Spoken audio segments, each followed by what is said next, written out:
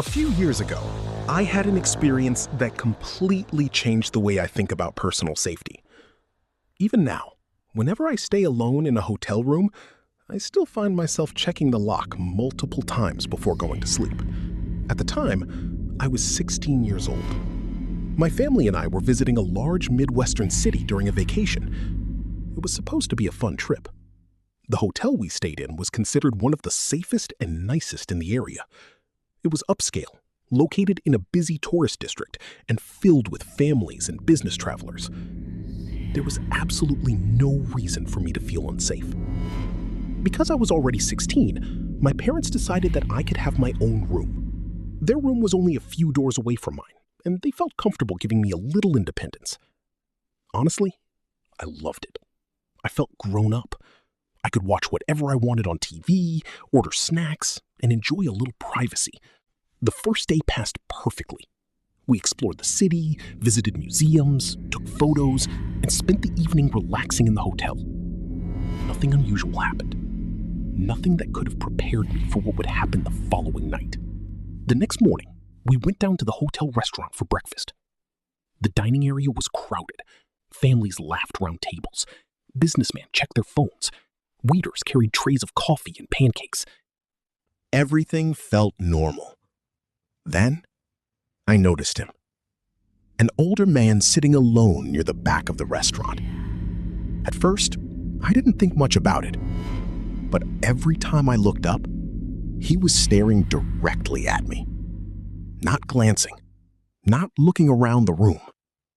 Staring. His eyes never seemed to leave me. Now, as a teenage girl, I was unfortunately familiar with receiving unwanted attention. Most of the time, I ignored it. People stare. It happens. So I convinced myself that maybe he thought I looked familiar. Maybe I reminded him of someone. Maybe I was imagining things. But deep down, something felt wrong. Very wrong.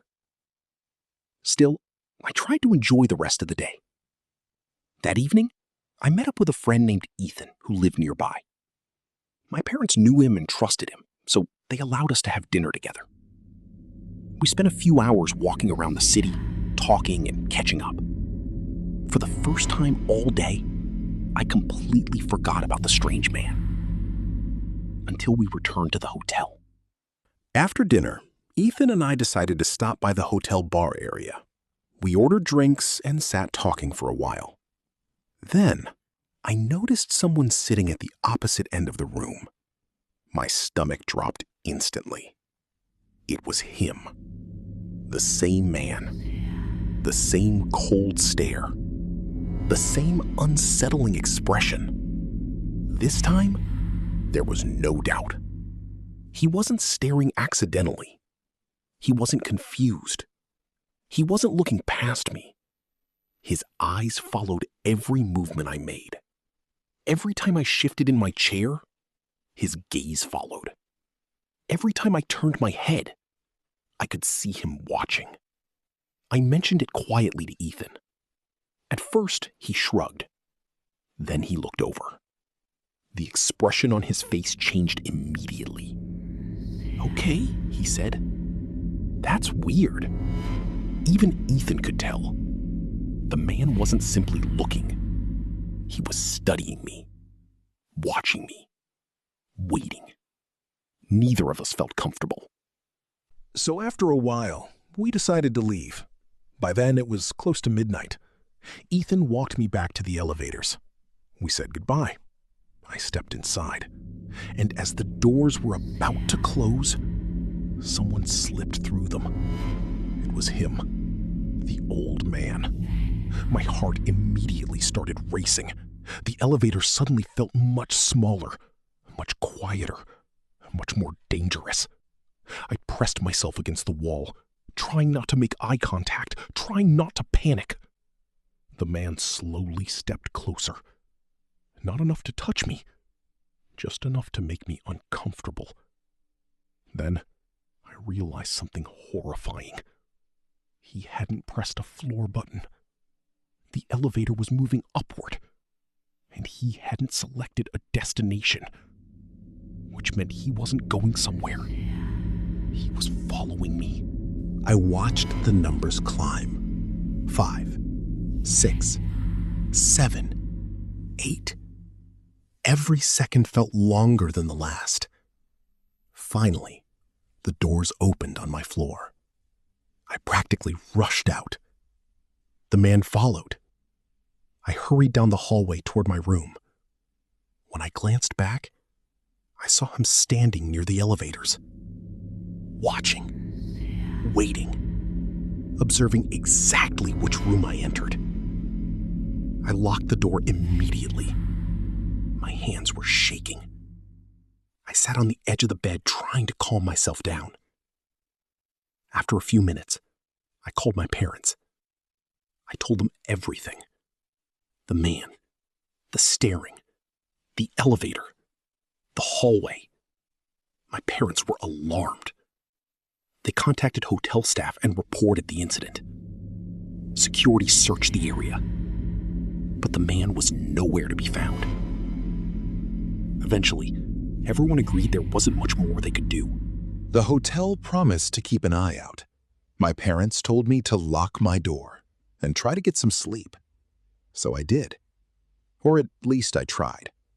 I lay in bed staring at the ceiling. Every sound seemed louder. Every shadow seemed darker. I couldn't stop thinking about the man. Eventually, exhaustion began pulling me towards sleep. Then came the knock. 3 sharp knocks against the door. My eyes snapped open. I checked the clock. Almost 2 in the morning. Another knock, louder this time. My entire body froze. I already knew.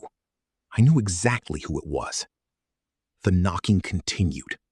Slow, persistent, deliberate. I stayed silent. Maybe he would leave. Another knock. Then another. Harder, more aggressive. Finally, I gathered enough courage to speak. Who is it? For several seconds, there was only silence. Then, a voice answered. The sound still haunts me today. It was high-pitched, almost childish, yet somehow growling at the same time. A strange mixture of friendliness and menace. The kind of voice that instantly tells your brain something is wrong. Very wrong. "It's hotel staff," the voice said. "Please open the door." I didn't believe it for a second. My instincts were screaming at me. I quietly approached the peephole and looked through. My blood turned to ice. It was him, the old man, standing outside my room, smiling. I stumbled backward, nearly collapsing. Tears filled my eyes. I ran into the bathroom and locked the door. Then I called my father. My hands shook so badly I almost dropped the phone. Thankfully, he answered immediately. "Dad," I whispered, "the man is here." Everything happened very fast after that. My father rushed out of his room. He moved down the hallway toward mine. The old man was still standing there, still waiting, still trying to get inside. What happened next is something I'll never forget. When my father reached the hallway, he discovered the man wearing nothing but a bathrobe. And underneath, the man was exposing himself. The horrifying reality became instantly clear. This wasn't some confused hotel guest. This wasn't a misunderstanding. This man had followed me, watched me, tracked me to my room, and waited outside my door in the middle of the night. My father immediately restrained him. Hotel security arrived moments later. Police were called. The man was arrested on the spot. Investigators later discovered he had a history of disturbing behavior. The evidence against him was overwhelming. Eventually, criminal charges were filed, and he was sent to prison. But despite that ending, the story didn't really end for me because the fear remained. For months afterward, I had nightmares. I replayed every moment over and over in my mind. What if I had opened the door? What if I had believed him? What if I hadn't looked through the peephole? What if my father hadn't answered his phone? Questions like those can stay with you forever. Even today, years later, I still remember every detail. The elevator, the stair, the voice outside the door.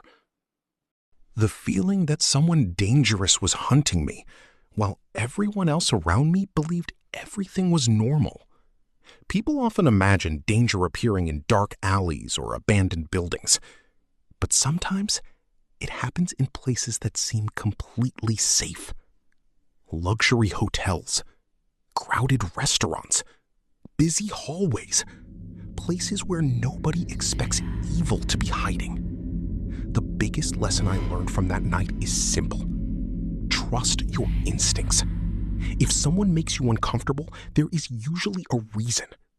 Your intuition notices things long before your conscious mind does. Mine did.